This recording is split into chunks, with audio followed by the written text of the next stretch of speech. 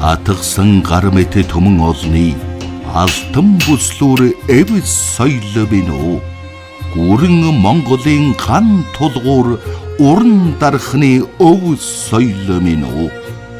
Зүүн зүүнаар цуурайлсан душийн дуу тэнгэрт хүрнэмзээ. Цаг цагаар өртөөлсөн өвгдийн ухаан энгэрт шингэнэмзээ. Монгол дарахны бурхан ухаанаар сэтгэж тэнгэрт гэрэлсэн нарны илчээр уйрааж орчлон донцгой цор ганцыг шившин бүтээв.